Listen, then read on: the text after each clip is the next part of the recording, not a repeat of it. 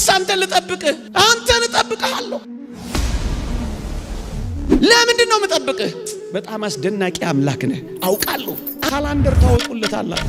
እኔ ከማላውቀው ጎዶሎ እግዚአብሔር የሚያውቀው ጎዶሎ ይበዛል። እኔ ከማውቀው ስንጥቃቴ እግዚአብሔር የሚያውቀው ገደል ይበዛል። እና እጠብቅሃለሁ እንበለው። የዝምታውን ቀናት እንደ ችልታ ቀናት ቆጥራችሁ ጀርባ አትስጡት።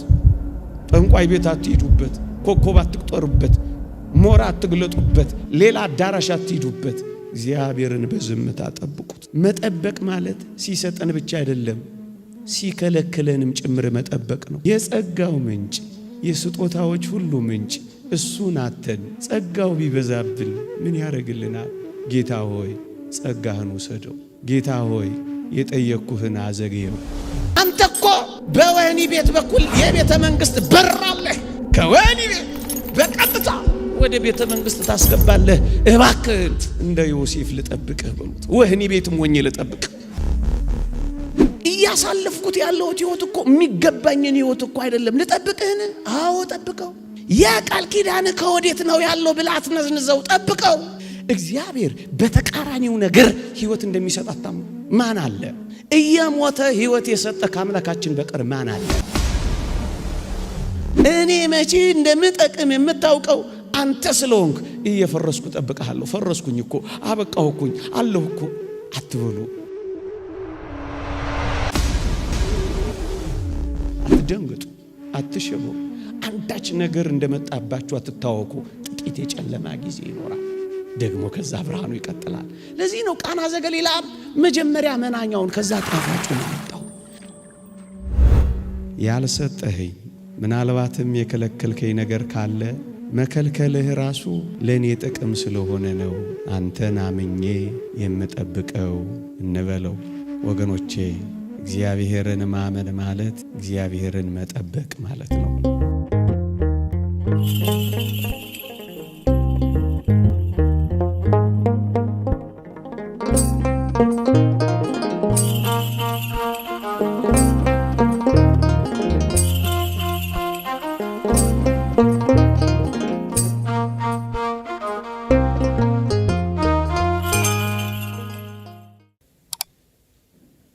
እግዚአብሔርን ስለመጠበቅ ጥቂት ሐሳቦችን እናነሳለን።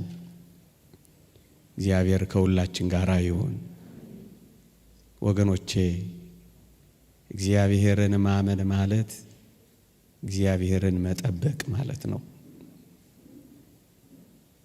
እናምነዋለን ስንለው እንጠብቅሃለን ማለታችን ነው። በምንም ሁኔታ ቢሆን እንጠብቀዋለን። አዎን፣ ስለምናምነው በምንምና በየትኛውም ሁኔታ እግዚአብሔርን እንጠብቀዋለን። ጥቂት ነጥቦችን እናንሳ። እንዲህ እንበለው፣ እግዚአብሔርን አንተን የምጠብቀው አሁን የምፈልገውን ነገር ያልሰጠኸኝ ለኔው ጥቅም እንደሆነ ስለምረዳ ነው የምጠብቅህ እንበለው። ያልሰጠኸኝ ምናልባትም የከለከልከኝ ነገር ካለ መከልከልህ ራሱ ለኔ ጥቅም ስለሆነ ነው አንተን አምኜ የምጠብቀው እንበለው። ወገኖቼ ሁለት ወጣቶች እግዚአብሔርን ለመኑት ይባላል። ጓደኛ ማቾች ናቸው። ሁለቱም ተመሳሳይ ጥያቄ አምላካቸውን ጠይቀውታል። እግዚአብሔር ግን እንዲህ አደረገ። ለአንደኛው የጠየቀውን ሰጠው፣ ለአንደኛው ደግሞ የጠየቀውን ከለከለው። እና የተከለከለው ክርስቲያናዊ ሰው እግዚአብሔርን ጠየቀው፣ ጌታ ሆይ የጠየቅን ተመሳሳይ ጥያቄ ነው፣ አቋማችንም አንድ ነው። ግን ለወንድሜ ሰጠኸው፣ ለኔ ደግሞ ከለከልከኝ። ይህ የሆነው ለምንድን ነው ብሎ ጠየቀው። እናም አባታችን እግዚአብሔር መልስ ሰጠው። ምን የሚል መልስ? ልጄ ሆይ ለሱ ብከለክለው ይጠፋብኛል፣ አንተን ደግሞ ብሰጥህ ምን ትሆንብኛለህ? ትጠፋብኛለህ። ላንተ የከለከልኩት እንዳትጠፋብኝ ብዬ ነው። ለሱ ደግሞ የሰጠሁት ብከለክለው ይጠፋብኛል ብዬ ነው።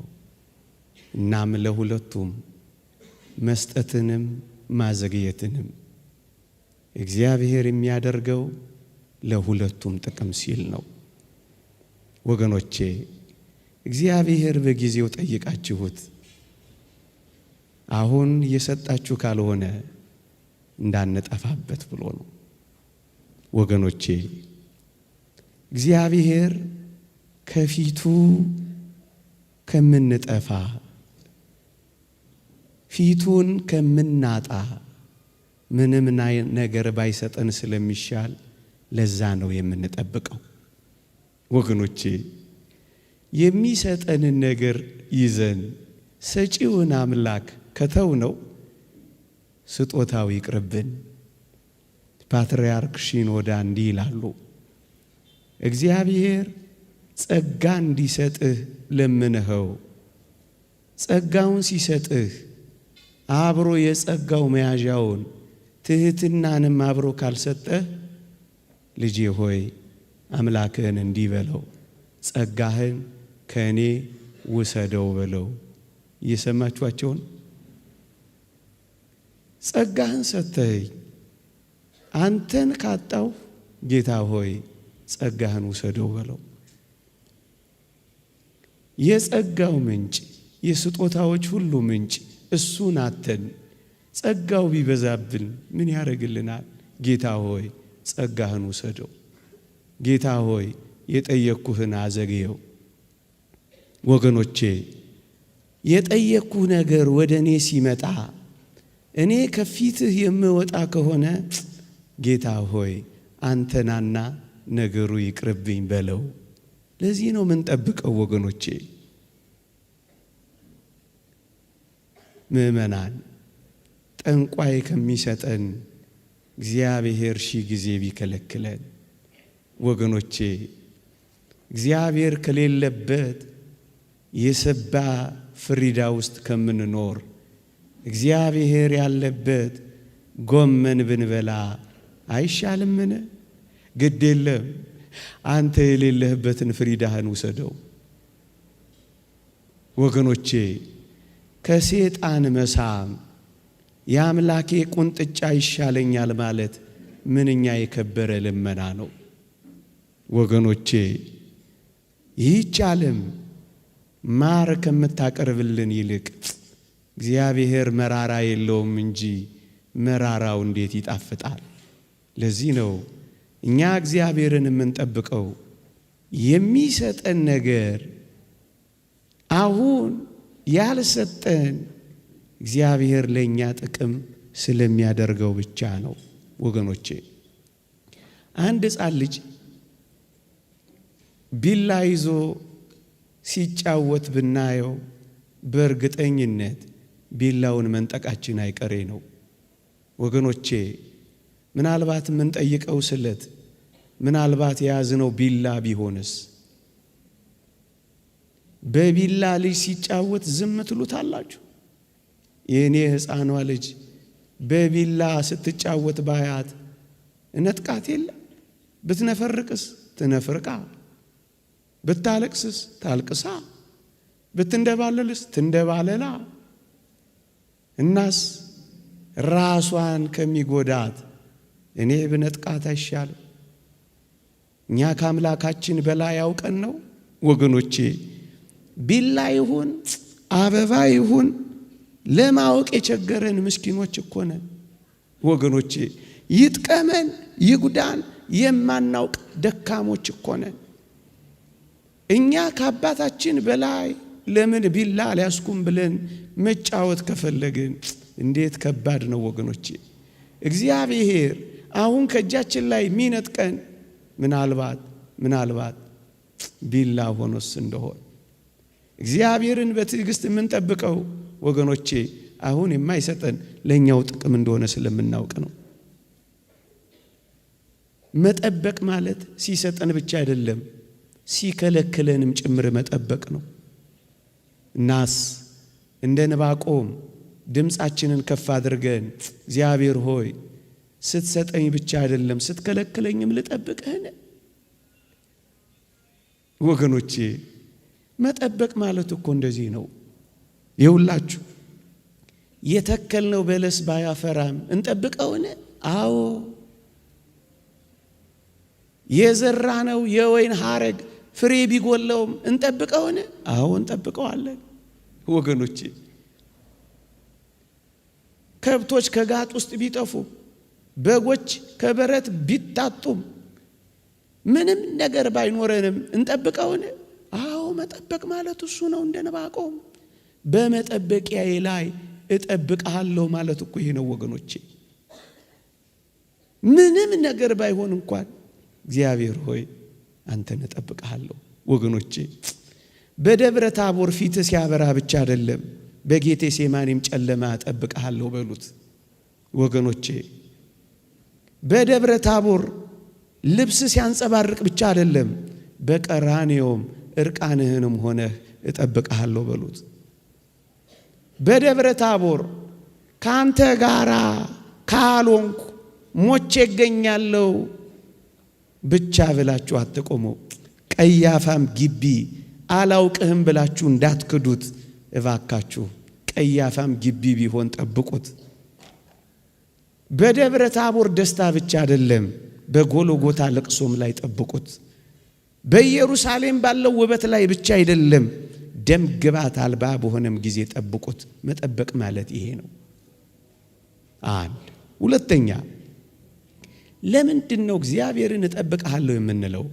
ወገኖቼ እኛ የምንጠቅመውና እኛ የምንጠቀመው መቼ እንደሆነ የሚያውቀው አምላካችንና አባታችን እሱ ብቻ ስለሆነ ነው። መቼ ቢሰጠን እንደምንጠቀምበት፣ መቼ ቢያደርገው እንደሚጠቅመን የሚያውቀው አንተ አባታችን ነህና ጌታ ሆይ አናጣድፍህም፣ አላጣድፍህም፣ በትዕግስት እጠብቅሃለሁ እንጂ። ለምን ታጣድፈዋለህ? የሚጠቅምህና የምትጠቅመው መቼ እንደሆነ ስለሚያውቅ በትዕግስት ዝም ብለህ ጠብቀው። ማመን ማለት መጠበቅም ጭምር ነው። መጣደፍ አይደለም መጠበቅ። ሁለተኛ ታስታውሱ ይሆን አልዓዛር ሲሞት ክርስቶስ እኮ ያውቃል ወንድማችን አልዓዛር አንቀላፍቷል፣ ላስነሳው እሄዳለሁ ብሏል። ግን ሄደው ሲታመም ነው? ሲቀበር ነው? ሊቀበር ሲል ነው? ወይስ 4 ቀን ሲሆነው ነው ጌታችን ወደ አልዓዛር ሄደው? መቼ ነው? 4 ቀን ሲሞላው ነው ወገኖቼ። እናም እንዲህ እንበለው ጌታችንን፣ ስታመም ትመጣለህ ወይስ ጌታ ሆይ ስሞት ነው የምትደርሰው? እየሞትኩ የት አለ እሱ ብላችሁ የምትጉረመረሙ ትኖሩ ይሆን? አሁንና ለምን ትሉታላችሁ? ለምን ካላንደር ታወጡለታላችሁ? ለምን ስኬጁል ታነጥፉለታላችሁ? ለምን ታጣድፉታላችሁ? ለምን እጁን ይዛችሁ እየመራችሁ ልታሳዩ ትሞክራላችሁ? ስትታመሙ ወይም ስትቀበሩ ሊመጣ ይችላል። ለቀብር ስትሄዱ ወይም ቀብር ሆኖ ተቀብራችሁ 1 ቀን አይደለም 4 ቀን ሲሆነው ሊመጣ ይችላል። መቼ እንደምትመጣ የምታውቀው አንተ ነህና በእኔ ካላንደር አላጣድፍህም በሉት። እጠብቅሃለሁ በሉት። አልወተውትህም እታገሳለሁ በሉት። ወጣቶች ወገኖቼ ግድ የለም በሉት። አልዓዛርን ተናገር ብትሉት ምን እንደሚል ታውቃላችሁ? ግድ የለም ጌታ ሆይ 4 ቀን ከሆነኝ በኋላ የሆነ እንደሆነ ምጠቅመው፣ ግድ የለም ስታመም አትምጣ ቅር፣ እየፈረስኩም ቢሆን ምን አረጋለሁ? በሞት የበሉት እየፈረስኩም ቢሆን እጠብቅሃለሁ። ምክንያቱም ስሞት አይደለም ልቀበር ሲሄድ አይደለም፣ እኔ መቼ እንደምጠቅም የምታውቀው አንተ ስለሆንክ እየፈረስኩ ጠብቀሃለሁ። ፈረስኩኝ እኮ አበቃሁኝ አለሁ እኮ አትበሉ። ብትፈርስም ሊሰራህ ይችላል። ብትሰነጠግም ሊጠግንህ ይችላል። ብትሰበርም አዲስ ሊያደርግህ ይችላል። እጠብቅሃለሁ በሉት አልዓዛርን። ግድ የለም ጥቂት የምትዘገየው የዘላለም ጥያቄ ልትመልስልኝ ከሆነ ጌታ ሆይ አሁን አትምጣ፣ ቅር መቃብር ስገባ እጠብቅሃለሁ እዛ ና በሉት። መቃብር ላይ ቀጠሩት እንጂ ወገኖቼ። ይቆየኝ። እግዚአብሔር ቸርነት፣ እመቤታችን አማላጅነት፣ የቅዱሳን መላእክት በረከት ረድኤት አይለየን። አሜን።